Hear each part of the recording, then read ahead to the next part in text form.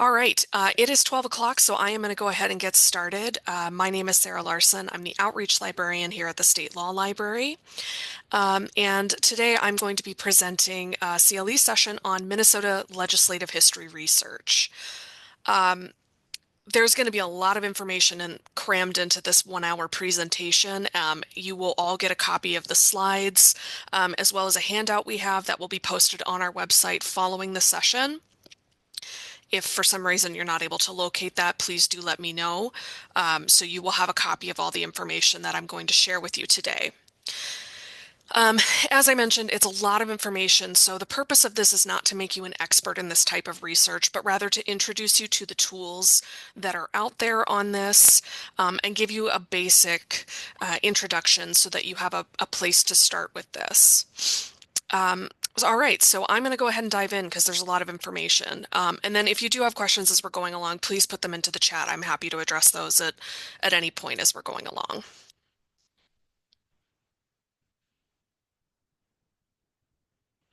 Okay, so when we're talking about legislative history, what we're really talking about is researching the intention of the legislature behind a particular piece of legislation. There are a lot of different ways to look at this, but really when you're searching for legislative history on a provision, it's because the words of the actual statute are ambiguous. If everything is clear and everything is understood in a section, you're not going to need to delve into this, the intentions of the legislature behind passing this legislation.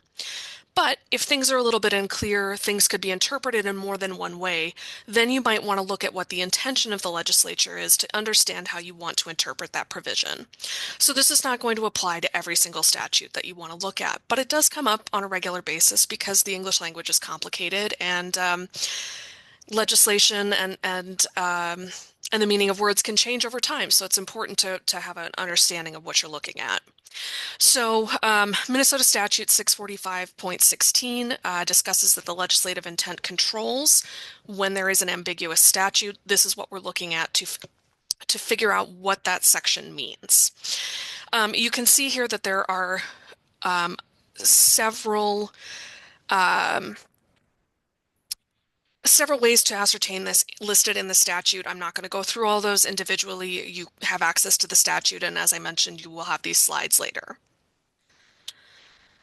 Now, I do want to quickly note that the legislative rules passed by the Senate and the House stipulate that the information we're going to discuss today is not supposed to be admissible in a court or administrative proceeding. So this is listed in the legislative rules, and the reason behind that was discussed in this push to ban those in statute from 1980. And the suggestion was that sometimes mistakes are made in these committee hearings, and they didn't want that to be part of it. I just include this because it's interesting as background. Obviously, this legislation did not pass because courts have continued to use this information and have continued to rely on this information. And again, these cases are here just to demonstrate that the court has repeatedly held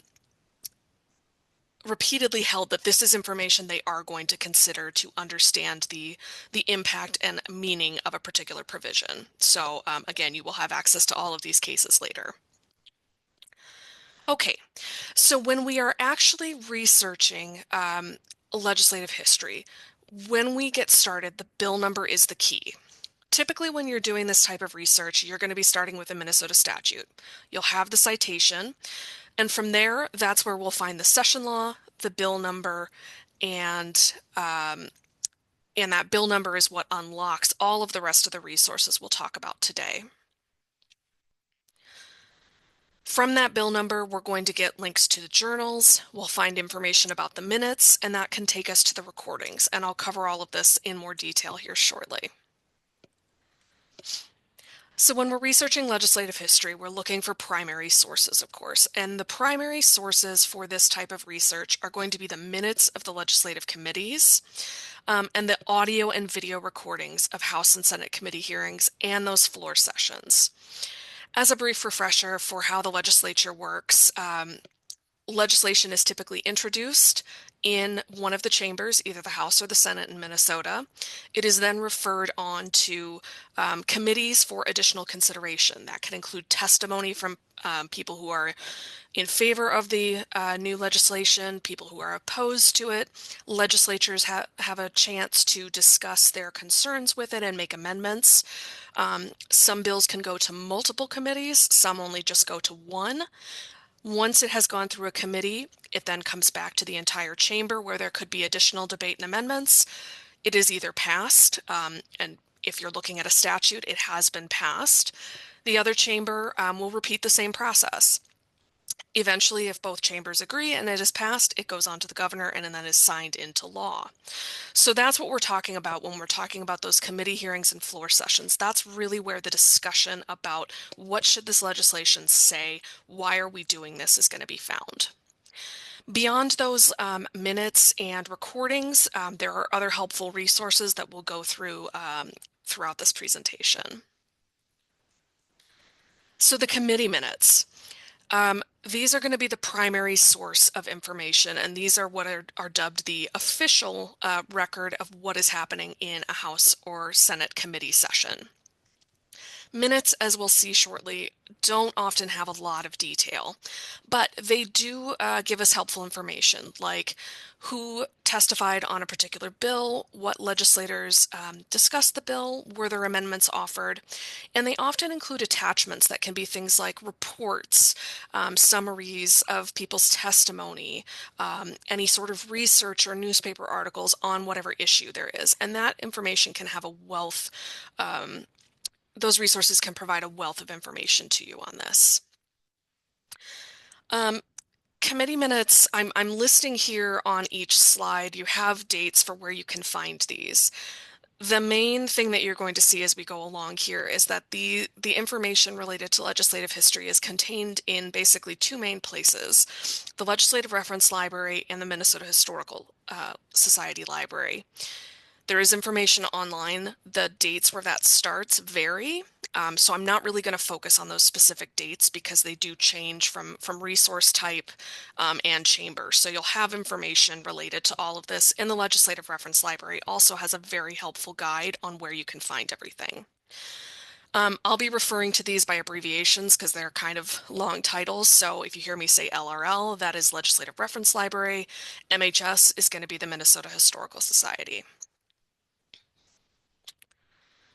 Audio and video, when it is available, is going to be the key source of information because this is going to be a recording of what was actually said, what was actually discussed, who was speaking, what they said. All of that information is super helpful. And this is one place where I will give you a definitive date. The audio only exists for 1991 to the present. All of the audio and video that we have available is available online. It has been digitized. So everything that we have can be found online. But if you were looking for something prior to 1991, it does not exist. The reason for this is prior to 1991 and prior to widespread digitization of things, records of these committee hearings were kept on cassette tapes. And for those of you who remember cassette tapes, they take up a lot of space. A single hearing could, for example, cover 8 different cassette tapes, and people were simply running out of space to store these. So an agreement was reached that the records would be stored for 16 years. So 1991, those were due to be destroyed in 2007, but we had already made advances so that things could be digitized. So everything from 1991 going forward has been saved and digitized. Before that, unfortunately, things were destroyed. Another note about audio and video. The audio and video recordings are not transcribed. Some of the newer videos, you can do have auto-generated captions, and those are searchable, but as a rule, there are not official transcriptions of any of these meetings. So when you're looking at an audio or video recording, you are going to have to listen or watch the recording and take notes for what you're looking for, or you're going to have to pay someone for a transcription to be done. Those do not exist, so just be aware of that when you're looking for those. Floor logs are another resource. If you are looking at, for example, a floor debate in the House or the Senate, the floor log is essentially the minutes of what takes place during a floor session. They're going to indicate the order that bills were heard, and they're going to give you an idea of how long a bill was discussed. Often, particularly as we get towards the end of the legislative session, floor sessions can last for hours, and chances are you don't have the time or interest to listen to hours and hours of debate on unrelated issues. So that floor log is probably pretty small on your screen. Again, you'll have a copy of this presentation later so you can look at it more closely, but you'll see that it reflects the times where issues were discussed, and then there's a very short reference to what happened. And you can see in that center column there, the action, it will list the bill number. So again, that's the information that we're going to need. It unlocks all of this information here. And you'll be able to see in the next to the bill number, you see some last names. That shows who was speaking, and you can see the corresponding times in the left-hand column, gives you an idea of how long and how far into a recording you need to be looking for something. So another tool that you can use to track the changes to a bill and the intentions behind any changes that were made during this process is looking at the bill versions. Again, these are available in a variety of different places. And the changes are not always so black and white, but occasionally you do get lucky. And here's an example. We have our first version, the as introduced version, is using the terms an insurer and negligence.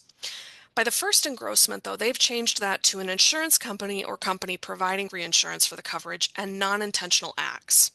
So if you're looking at this statute and trying to work backwards and understand what that non-intentional acts means, you can, and you're wondering, does that include negligence? What does that mean?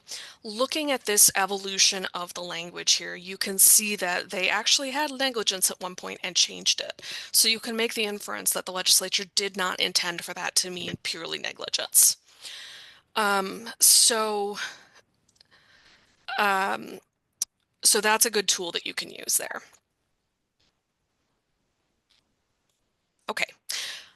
So we're going to look at a couple of examples. The first example we're going to look at is something that's recent enough where everything is available to you online. And this is going to be a much easier way to conduct this research than if you are needing to use print resources. We'll look at one of those examples later, but for now we're going to use an example of the 2019 amendments from Minnesota Statute 260C.329, which is the reestablishment of the legal parent and child relationship.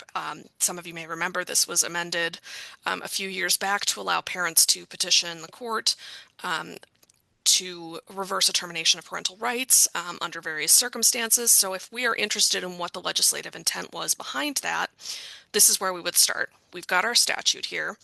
And so the best place to start is typically the reviser's website. You will look up the statute here, and then at the bottom of every section, you will have a history section. Each of these links here are links to the session laws. So the session laws are simply a chronological list of all of the different bills passed by the legislature in any given session. A statute is, of course, the codified version of those laws, and it doesn't include everything. Things like appropriations bills that fund the government will not be included. Things that are temporary sorts of laws are not going to be included in the statutes. So the session laws are going to be the complete text of what the legislature did in this bill. So I've already told you that we are going to use for this example the 2019 amendments, but let's say you are looking at the statute and you're not sure when the change that you're interested in was introduced. There are a few ways to figure that out. The easiest is going to be to use Westlaw and use the Minnesota statutes annotated, which is the default view in Westlaw. If you do not have access to Westlaw in your firm, in your office, for whatever reason, you can certainly access it here at the State Law Library. Many other county law libraries provide access to this. You can also send us a message and we're able to send you the entries for a particular statute as well. So we have our statute here. And you'll see that we have the same information at the end. On Westlaw, it's called credits. The citations appear a little bit differently, but it is effectively the same information. To get to information about what each of these amendments does, you want to go up to the History tab. And on that History tab, you'll find a bunch of different tabs. And there is one you'll see at the bottom there that says Legislative History Materials. That is just links without context to some of the documents that I'm going to show you in a little bit. I don't find it particularly helpful to just barrel into those without any context. I prefer to go through the legislature's website, but some of the information is available there if you need it. But to figure out which amendment we're going to need and what information was changed, you actually want to go to the editor's and reviser's notes. So if we click on that, we're brought to this historical and statutory notes, and you'll see here that we have a list of exactly what was changed. So if we know that we're interested in subdivision 3A, for example, we can see that this is the amendment that added that section. So we know that tells us that we can focus on the 2019 amendments. We don't have to go through this process with every single one trying to figure out whether that subdivision was talked about. There is a way to do this on the reviser's website. I'll show you shortly. I find this easier because they do often have kind of a narrative summary of what was changed.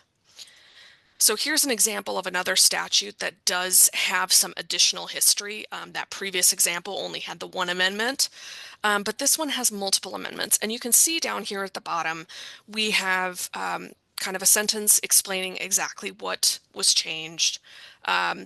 You have substitution of references. Maybe that's not what you're looking for, but the 2010 amendment talks about obtaining specimens after supervision expires. That way you'll know that is what I'm looking for. That's the amendment that I need to focus on.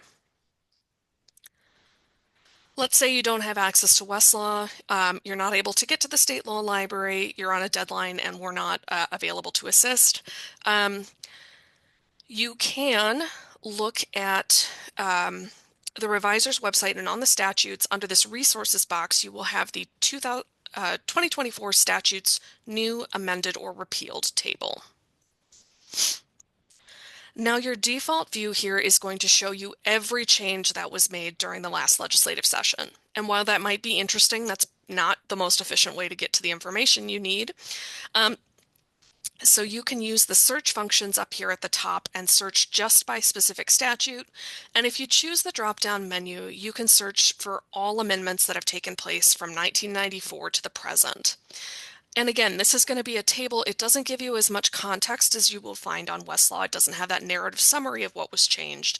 But if you know that you're looking for amendments to subdivision 3A, you can see very clearly in this table that it was added new in 2019, so that's the amendment you want to focus on.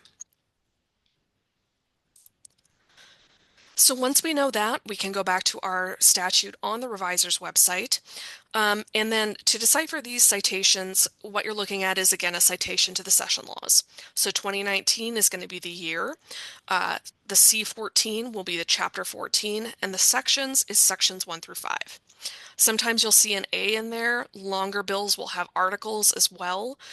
There's a couple of different ways that can appear, but generally that's what you are going to be looking at. And actually, so you can see the example for the 2024 does have Chapter 80, Article 8, and then some additional section information. So that's what it might look like.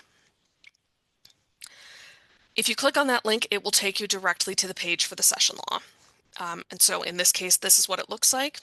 You'll see at the top that you do have that bill number information there. So we have our chapter 14, and then we have our section information here. I've put a little box around the key up here at the top. This is going to be the marked up version of the legislation. So it's going to show exactly what changes were made to the existing statute, or everything will be underlined, as in the case of subdivision 3A, it's all new information. And at the top here, you'll see we have our bill number, which in this case is HF, so House File 554. Now, to get to the information that's available online, I've put a star next to the History and Authors tab, because if you see this on a session law and are looking for legislative history, this is going to be the gold mine for you. Once you click on that, you are brought to the legislature's page on this bill. So there's a lot of information to decipher on there, and we'll go through each section. The main part that you're going to see are the different actions, and each of the actions that are listed, they're going to be listed in chronological order, separated by the House and the Senate. Again, every bill has to go through both houses. And so you'll have a description of what action was taken and the corresponding House Journal pages. And we'll talk about those more in a little bit here. If you scroll farther down, you're going to see the actions that were taken in the Senate. Those pages will link to the Senate. It's probably not super clear on these slides just because the contrast isn't very good, but most of this website is color-coded. So House information, you can kind of see here at the top, is coded in green. The Senate will typically be coded in blue. So that can be just another visual cue to let you know which chamber you are looking at currently. Up at the top, we have information about the companion bill. What often happens in Minnesota legislatures is legislation will be introduced in both houses. It may or may not be identical, but it'll cover the same subject, and they are introduced kind of simultaneously. Often what happens is one will be chosen over the other, or sometimes both will pass, and then if they're not identical, you will end up with a conference committee, which involves legislators of both chambers getting together to discuss the differences and try and work out a compromise bill that can pass both chambers. So you'll find information about the companion bill up here at the top. I mentioned the bill versions earlier. This is where you can find that. It will show you the version that we are currently on, so the second engrossment, the second amended version. And if you click on version list, you will get an expanded list of all of the different versions. You can look at them either as a web page or download them as a PDF. You'll see the dates that they were changed, and you can compare the language between those different versions. Now, some people, when you're doing legislative history, that House research summary looks like it's going to be a gold mine. And unfortunately, this is not the jackpot that you want it to be. The research summary is essentially just a rundown of a quick summary of what this bill does. And that is because hundreds and hundreds of bills are introduced in every legislative session. Legislators need something at a glance to understand what this bill is and what it covers. So that is what these summaries are, is to give them a quick reference to know which bill am I looking at here. Okay, so the House and the Senate journals, a lot of these are online through the legislature's website, through these links that will take you to them. We also have them in print at the State Law Library, and the Legislative Reference Library also maintains a print copy. It is possible to access the older journals going all the way back to territorial times, to the territorial legislature, through LLMC Digital, which we do offer in the State Law Library. So if you would prefer to access things digitally, that is an option for you as well. So let's look at an example of what the House and Senate journals look like here. Here we have a committee report. So the bill was heard in a committee. We're getting a report of that, and they're urging the adoption of some amendments and re-referring this to a different committee. You'll notice when you're looking at this list of numbers here, of page numbers, that some of them have an A or a C or some little letter after them. And that just designates, it's not actually, there's no page 643A, but it's just denoting that on that page there was an amendment made to this bill. If you saw a C there, it would indicate there was something to do with a conference committee there. So there are a couple of those little indications that might show up. And if you see that, that's probably an important page to look at. Now, the journals are basically just a record of everything that happens in the legislature. What bills were introduced, when did the legislature adjourn, who was available, if there were any votes taken, if there was any debate and amendments were passed. All of that is going to be in here. And there's not always a ton of detail, but you might often find information about those amendments so you can see exactly how those were proposed to the legislature. Reading through these can be really challenging because, as you can see here on the online version, and it's the same in the print, it's not always clear where the discussion of one bill ends and the next begins. So you do have to be a little bit eagle-eyed. When you've got the online version, of course, it is searchable. It's a searchable PDF, so you can do a Control F to find the bill that you're looking for and zero in on it that way.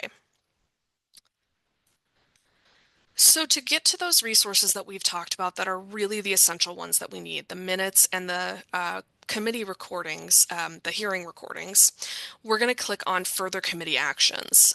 And I will show you in the Senate, it's slightly different wording, but it's essentially the same thing. So in the further committee actions here, it will show you that this bill was heard by 2 different committees and which dates they were heard. So it's got the dates on the top line with the name of the committee. If you click on that link, it's actually just going to take you to a roster of who's currently on the committee and other information about the current committee, which is not helpful. So you want to be sure you click on the link to the meeting minutes where it says 22nd meeting or 13th meeting or whatever it may be. So here's an example of the minutes. So this is the 22nd meeting of the Judiciary Finance Committee. You'll have information about who was available or who attended, what time things happened. And then this is all of the information we have about the debate on this bill. You have a quick list of who spoke, who introduced it, who testified in opposition, and if there were any amendments offered. That's all you're going to find. That's often all that is in the minutes to this. So it's not always very helpful, but in conjunction with those recordings, if they're available, that will help you narrow things down. So you don't have to listen to an entire 3-hour recording. You can just zero in on what is the most important related to this bill. If there are attachments to this bill, it will be here under the hearing documents. And you can see here there are a number of attachments for this particular meeting, and none of them relate to this bill, but you always want to look through those and just see if there are any. And then for the House, this is where you will find the links to the audio and the video. If there is video available, oftentimes you'll have these little timestamps related to the bill, which can be very helpful. And again, sometimes they have the auto captions that are searchable, which is also helpful. So when you are listening to the audio of a committee hearing or a floor debate, what you are listening to, you want to find is potentially the bill's sponsor will make a statement about why they've introduced this legislation. Is it trying to solve a particular problem? Is there some issue with the previous legislation? What is the harm that they are trying to resolve with this? Often the bill's sponsor will give some sort of description of what they're intending to do with this legislation. You also want to listen to any of the testimony that's given on the bill. You will hear information from people who are in favor of or opposed to the legislation, potential problems with the way it's worded, and then you will also hear questioning from legislators on the committees that are further exploring those issues or asking, what can we do to amend to avoid a particular result? And sometimes that's also really helpful. And you also want to listen for any legislators that are coming out strongly in support or in opposition to something, because it's possible those legislators are speaking to the media as well about this bill, and you may find additional information there. So when you've gone through this information for the main bill that you're looking at, you also want to do this process for the companion bill. Even if the companion bill is not the one that's passed, chances are it was still heard in committee hearings, and that information is still valuable. So to get to the companion bill, you will click on the link up here at the top. And in this case, the companion bill is SF 342. As you can see, our screen is kind of switched to that blue color scheme. And you can see that this bill did actually get referred to 2 committees. So we do have some committee hearings and some minutes to go through that can give us some information on this bill. In particular, what the Senate was thinking on this. To get to that information, you're going to use the Committee Hearings and Actions tab. Again, this is slightly different wording than what we saw on the House website, but it's essentially the same thing. The view is a little bit different here. You have your schedule and then a tiny little link. I don't know why the font is so small, but that is your link to your minutes. Now, for whatever reason, the Senate minutes tend to be even less detailed than the House, so this is the entirety of the minutes for this hearing. And you can see on SF 342, we've got 2 sentences. So not a lot to go on. You'll also note that there are not any attachments or audio or video linked here. So to get to the audio and video, you will need to go to the Legislative Reference Library's Media Archive. So it does require an additional step here. This is what the Legislative Media Archive looks like. Again, this includes everything from 1991 to present. You can use the search to choose your chamber, select a particular date, choose your committee, and then you will get a link to the committee hearing that took place on that date. If there's an option to listen to it and watch it, you'll have both icons. Sometimes you only have one or the other, and you can then go from there to get the information. I want to talk briefly about omnibus bills because these often come up in legislative history and can be really frustrating for researchers.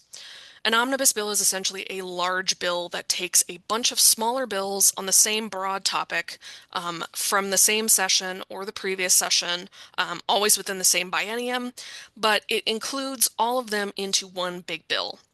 So you often see this in the context of appropriations bills. If you think back to the ending of the last several budget sessions, when you have the appropriations bills and a bunch of things get rolled in at the last minute, you end up with these bills that can be hundreds of pages long and include a lot of information. And sometimes those normal legislative procedures are suspended, so there aren't going to be committee hearings.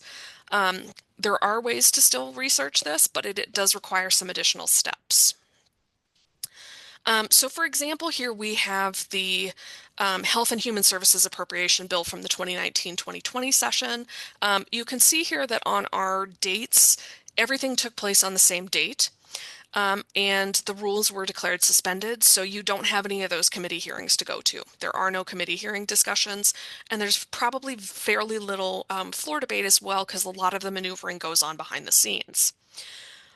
So if you want to research something that was included and ultimately passed as part of an omnibus bill, you may have to find take some additional steps to research the earlier versions of the bills that got swallowed up into that omnibus bill.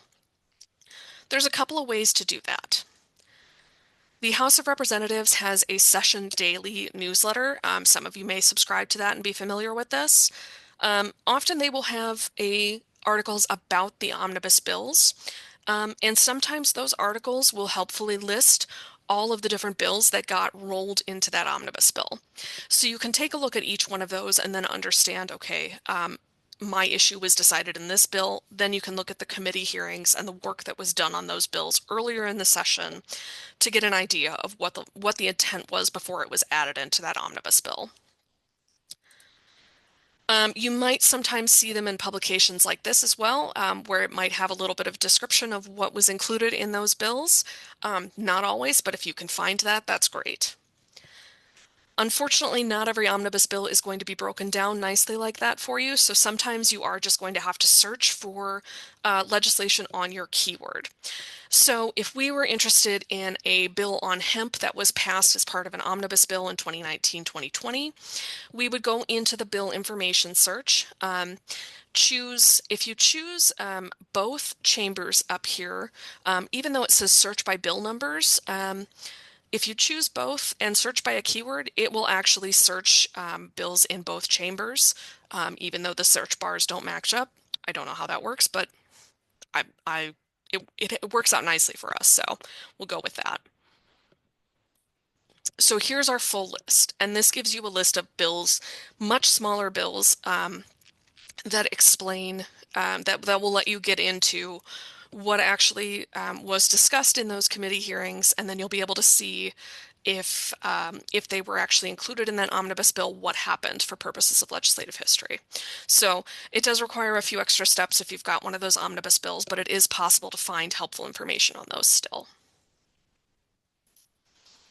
Okay. Before I dive into the second example, one where everything is too old to be online, I do just want to pause for a second and see if there are any questions here in the chat.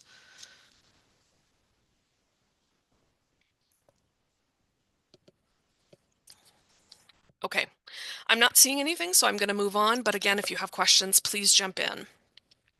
So for the purposes of this example, everything is older than what is included online. So things were passed either in the late 1990s before things were digitized, things like the minutes were digitized, or perhaps it's even older than that.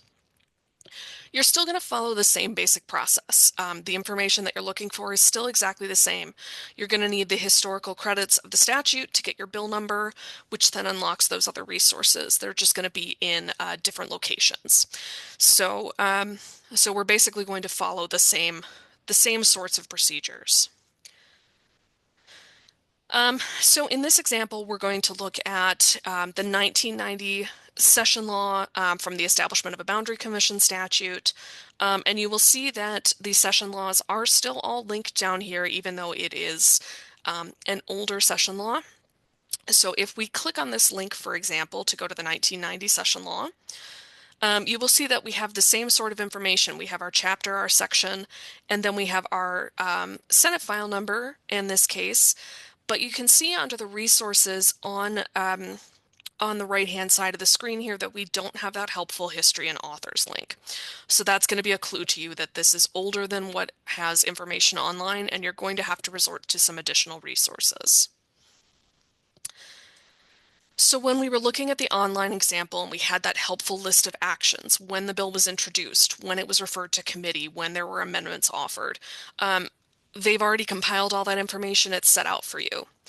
When that information is not available online, you have to create that timeline yourself. And the way to do that is to use the House and the Senate journals. So again, these are available in print at the State Law Library or the Legislative Reference Library. LLMC Digital also provides access to those, and you can look those up at the State Law Library as well. So basically what you're going to do, you'll look up your bill in the companion in the index. We'll look at each page listed for the bill. We'll create a list of our dates for committee referrals and reports, as well as any session debates, and then any dates related to a conference committee if there is one. Here's what the House and Senate journals look like on the shelves. You will note, annoyingly, that the Senate volumes are always bound in green, which is the exact opposite of what they've chosen to do on the website. So just be aware of that. The House journals are always going to be bound in black. And when you are looking for the index to find information about your bill, one thing you need to remember is that the index and these journals are done by the biennium. So if you have legislation from 1989 and you're going to the end of the volumes for 1989 and not finding anything, that's because the index is kept at the end of that biennium, which was 1990. So you'll want to look for the end of that biennium to find the index. Once you're in the index, you'll note that this does not look like a typical index in a treatise or other resource we might be familiar with. And so again, this might be hard to see on your screen, but I will make sure that you have this resource. The index here starts out on the left-hand side with your file number. So you'll want to make sure you're in the correct correct index. Here we have a Senate file, so we're looking at the Senate file bills index. You'll have that number, and then you'll have a title. And that title gives you a little bit of information about what the bill is about. It's helpful to glance over that. Just make sure you have the correct bill. All of the next columns are information about those actions that we had on the website for us. So we have our first reading and reference, we have our second reading, other proceedings. You'll see that we've got the A next to the page number, so we know this was amended at least once. Third reading, subsequent proceedings, returned from the House is when the House voted on this and it came back to the Senate. And then approved is referring to the approval of the governor after this passed. And then the final column, chapter, that references the chapter of the session laws where this bill was ultimately added. So that's all the information here. Essentially what you're going to do is you're going to make a list of all of these page numbers and look at each one to see what information you have. Because in order to find those minutes and any recordings, if they exist, you'll need the name of the committee and you'll need a date range for when that committee possibly heard this bill. So that's the timeline that you're compiling here. So what this looks like, this is what the print versions of these look like. On the right-hand page of each of the journals, you'll always have the date. It's always going to be right at the top. And then again, you can see on this page that we have a bunch of information about a variety of bills.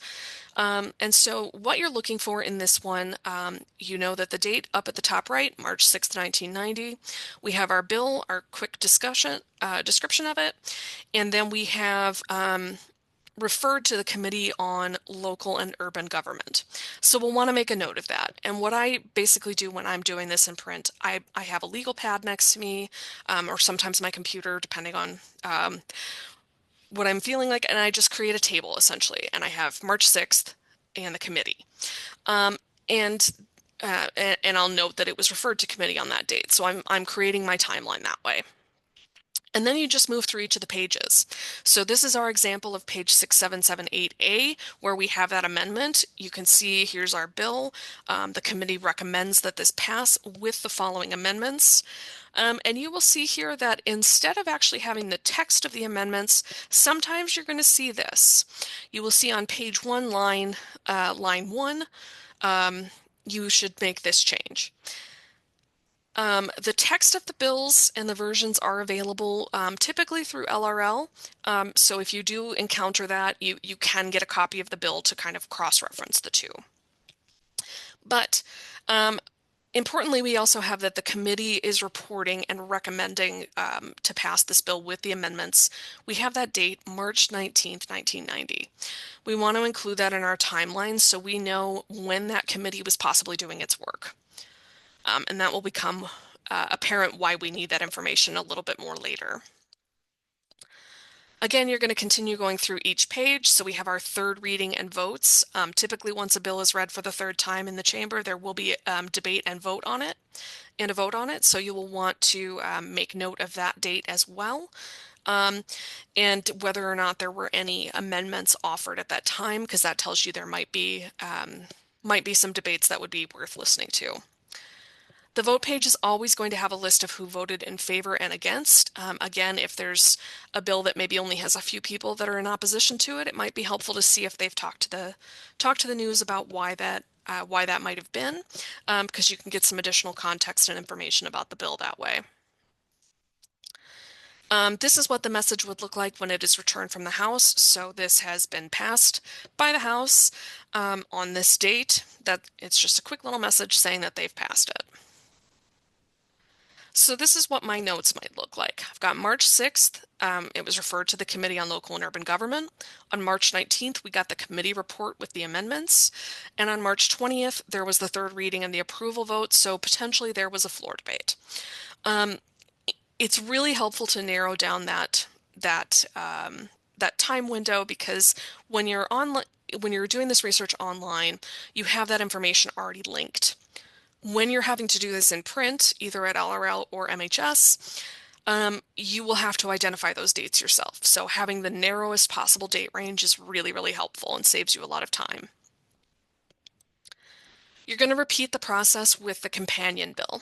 So to find out what the companion bill was for this, you're going to look in the House Journal Index for the table of companion bills. And so again, this is an unusual kind of index here. The table is kind of overwhelming the first time you glance at it. It's just got bill number, and then you have a column for House and Senate companion.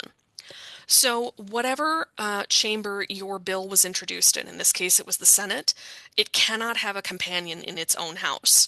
So you can ignore the column for Senate companion because we have a Senate bill, there can only be a House companion. And this table allows you to just look at that. We have our Senate bill 2383, the House companion is 2683, and that's how you figure that out.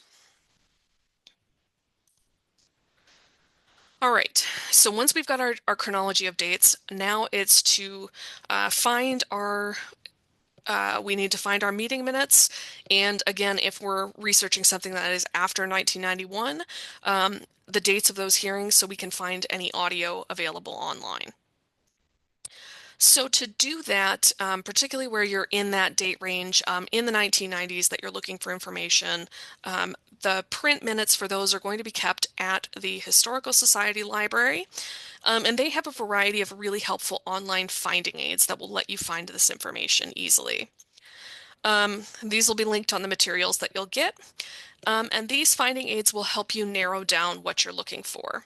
So this is a summary of all of the records that are contained there. So what you're looking for is you're looking for the year. You can see here that we've got 1993 and 1994. We're going to kind of shift examples and combine some things here. And if you were looking for records of the Judiciary Committee within a certain date range, let's say January to March of 1994, you can see that this is across two different location codes. The location codes correspond to the different boxes, and it's important to note those, and I'll show you why here in just a moment. For those of you that have never visited the Historical Society library, it's a little bit different than your average library. It's different than visiting the state law library or your local public library. It is located on the Capitol complex. It has slightly different hours. You'll want to check what those are currently. And you do have to register with an ID to be able to enter. And you are not allowed to bring in certain things like pens, markers, bags, coats. You also cannot make copies yourself. The reason for this is you are working with the original historical documents. This is an archival library, so they do have restrictions in place so that you are taking care of the materials that you have there. For legislative history, it's not under any sort of copyright, so you can bring in your phone set to silent and take photos of whatever pages you need from those records. Here's a quick map of where everything is located. For those of you that are familiar with St. Paul, the Judicial Center is over here on the right. MHS is across 94, kind of up by the cathedral and located there. When you enter the library, you'll be in the reading room. You can see here that the different tables have numbers on them, which will be important. There is a reference desk. The librarians are very, very helpful. So if you do have to go there to do research, just ask them for help. They would be absolutely thrilled to help you. So the reason that finding aid is important from earlier, you will need your name and your table number when you get there. You'll need your collection name, the House and committee files, and then you have to have that location number. You'll provide this information on a Google form on the computers there. Again, the librarians and staff there can help you. And the reason that location code is so critical is because this is what the storage of the Minnesota Historical Society looks like. It is underground storage, stacked 40 feet into the sky, and this room is a couple of football fields long. It's massive. So when you request materials from the Historical Society Library, somebody with a forklift goes down and physically finds that box and then sends it up in an elevator to the reading room. So it's really critical you know that box number of what you're looking for, otherwise you're never going to find the materials that you need. If you're having trouble locating something, staff there can absolutely help you with that. So this is what a box would look like. You'll get it. It'll have a little label confirming the committee. And inside the box, you will find a number of files that look like this. And you just have individual little dates separating a pile of papers. And this is why it's so critical to get that timeline and narrow that date down, that range down as much as possible. Otherwise, you may be going through an entire box of stacks of paper trying to hunt down when your bill was possibly mentioned. Inside each of the stacks, you will find the meeting minutes. You'll write down if there are any hearings that have information that you want to listen to. You will write that down. You'll also look to see if there are any attachments. It might be something as simple as this, of a written letter saying this is the attachment to the minutes. This is what I need. And what I want the legislature to know. If any of that information is there, by all means, take pictures of that and have that information. If you need to visit the Legislative Reference Library, this is also on the Capitol complex. You want to give yourself adequate time and bring those relevant dates of committee actions. Again, LRL has a wonderful staff. They are very, very helpful and can help you find whatever you need. Normally, they are located across the Capitol complex from us in the state office building, although if you've been in the Capitol complex recently, you know that that everything is very much under construction at the moment. So they are in a temporary location in the state capitol. They still have access to all of their resources, so do not hesitate to reach out if you do need resources from them. And again, most of the minutes are available online for more recent things, but not all of them. So sometimes you do need to go get the print minutes from LRL. And this is what that will look like. It's very similar to the Historical Society in that it's just a binder, and you'll flip through each date and try and find the date of the hearing where your bill was heard. Okay, so now I want to turn my attention, and we're for the last few minutes here, for what you can do if the law is too old. If you are trying to research amendments from before 1991 and there are no recordings available, you do still have some options. You know, the minutes are probably not going to give you much information, but you might still be able to find some information. Not always. It can be very challenging to research older statutes, but it is possible. So some of the options that you have, old CLEs. The State Law Library collection, we keep all the CLE course books from MnCLE, and we have them going back into the 80s. If you've been to a CLE, which with them, you often know that people will talk about, you know, the law was just changed on this. Here's what you need to know. We have access to that information here, and we can help you search those. Newspapers, I've mentioned that a few times throughout this. The newspaper coverage can be really helpful. Newspapers including the Star Tribune, the Pioneer Press, other newspapers that are local will discuss what's going on in the legislature because it's important and impacts everybody, and it will often include information about what the legislators are thinking on a particular subject. So you'll want to keep that in mind. That newspaper coverage from the time can be very helpful, and you can find newspapers in a variety of different places. Including the Historical Society, your local public library, or you can potentially ask us for help. Appellate briefs are another place to potentially look for information. If a party has already discussed the legislative history of an older statute as part of their argument, they may have some of the information, some of those minutes and attachments as part of the appendix for their appellate brief. The State Law Library keeps old appellate briefs for published and precedential cases. So it's possible that we have information in those books that could help you. And so we can give you more information about how to access those if you're interested in that. Law Review and Bar Journal articles, another great place to look for this sort of information. Oftentimes publications will cover changes in the law. They'll include those discussions of why this was done and what happened. Of course, Westlaw is a good source for this if you have access to it. We also offer the Minnesota Legal Periodical Index on our website, and this is an index of Minnesota legal articles from bar journals, from local law schools' law reviews, from any other trade publications on Minnesota law from 1984 to the present. If the article is digitized, we have a link to it. If it's only available in paper, we have the citation information and you can contact us to get a copy. Here's an example of what this might look like. This is the Minnesota Trial Lawyers Association publication. There is an article on limitations of action involving improvements to real property, and you've got a scope and applicability of a particular statute. You can see from the little snippet on this screen that it's actually talking about exactly what the legislature was intending to do with the amendments that were done here. So this can be a great resource for finding information. And often if you're on a time crunch, this is going to save you a lot of time rather than having to try and go to the Historical Society. Not that it's not a wonderful place to go and there is information there, but if you're really on a time crunch, looking for these secondary sources can be a quicker way to get some of the information you need. Here's an example of a CLE.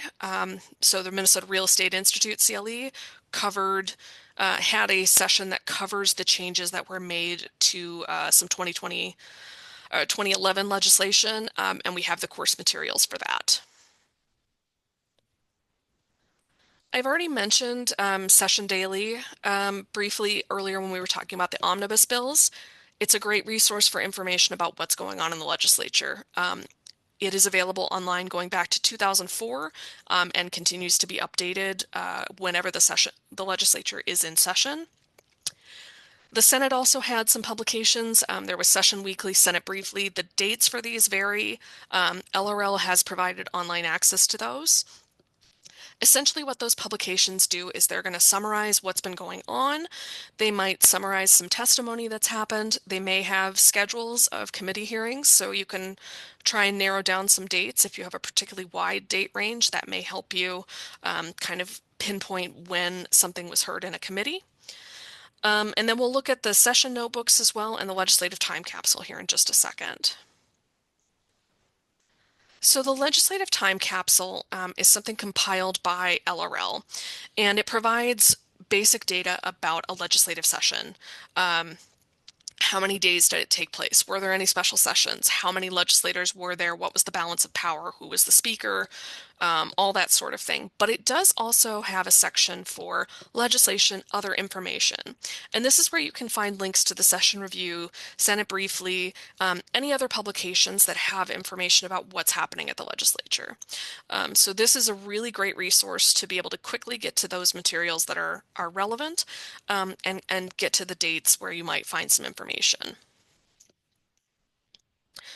Here's an example of one of those resources linked from the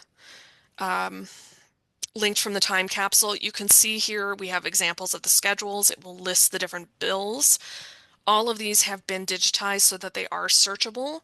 So you can search for your bill number and see when it was supposed to be heard by a particular committee, when it was on their schedule.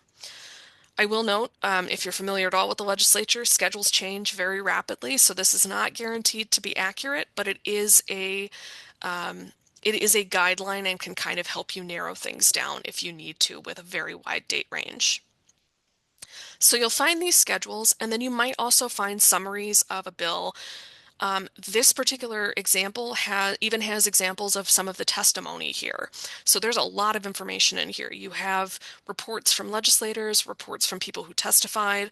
All of the information that you would be listening for in the audio or video recording is actually in this article. So don't forget to check this resource because it can have a wealth of information. The session notebooks are basically a print version of what is available in the legislative time capsule. Staff at LRL have been compiling this for a very long time. You can see here the example in our photo is the 1971 session. And basically this pulls all the information about the session, the dates, the legislators, and then they've pulled clippings from newspapers about notable bills, information about legislators. All of that information is compiled in these binders. So there's a lot of information there, and you can certainly reach out to LRL for information about that or visit them to look through the notebooks yourself. Okay, with the last couple of minutes here, I do want to just quickly talk about effective dates because this does sometimes come up in terms of interpreting when something takes effect. Minnesota Statute 645.02 sets out the effective date of the date and time of laws, and the general rule is that all legislation in Minnesota takes effect on August 1st, following its final enactment. So if it's enacted at the end of the session in May, later that same year in August is when it takes effect. Couple of exceptions. If it is related to appropriations for the government, it takes effect on July 1st because that's when our fiscal year begins. Or if there is another date specified in the act, that can change the effective date. And you most often will see that in bills that apply to criminal justice. So here's an example. You have a separate section of the session law that notes the effective dates. So you have sections 1 and 4 to 6 of this session law are effective on August 1st and apply to crimes committed on or after that date. Section 7 and 9 are effective July 1st. And then Section 10 is effective the day after final enactment. So typically this is going to happen in the criminal justice landscape. Not always, though, but you do want to check your session law to see if there's any information about the effective date. It's typically the last section in a bill will have that information. So just kind of do a quick search for effective date to see if there's a different one you need to be aware of. And finally, these effective dates can be impacted by when a bill was finally enacted. Remember that our default rule is August 1st following final enactment. Minnesota Statute 64501 Subdivision 2 defines what that means. For the majority of the bills that pass in Minnesota, final enactment is when the governor signs the bill that has been passed by both chambers of the legislature. If there are pocket vetoes or vetoes, that date can change. The information, the statute does define what happens in those situations, but for Minnesota, that is pretty rare. We don't have a ton of bills that are vetoed or passed through a pocket veto. So just be aware of those. We are at 1 o'clock. I've talked very quickly and covered a lot of information. So if you have questions and are able to hang around, please feel free to ask those now. If you have questions for the State Law Library, want assistance finding resources, you can send those questions to Ask a Librarian. If you have questions about this presentation, you can feel free to reach out to me. I do see that we have a question in the chat about digitizing. So the question is, are they working to digitize PDF all of those historical legislative records? That would be quite a big undertaking. It would be a huge undertaking. And my understanding is that for the records that are at the Historical Society, I don't believe there is anything currently in process for that. But there may be something that's happening at LRL for that. I'm not sure about that, but I haven't heard of anything. Question for the CLE credit. I just put that back in the chat. Whoops, there we go. The CLE credit is 523851 for those who are attending this session live. If there are any other questions, I'm happy to hang around here. Otherwise, I will go ahead and end this. Thank you, everybody, for attending, and feel free to reach out to the State Law Library if you have questions.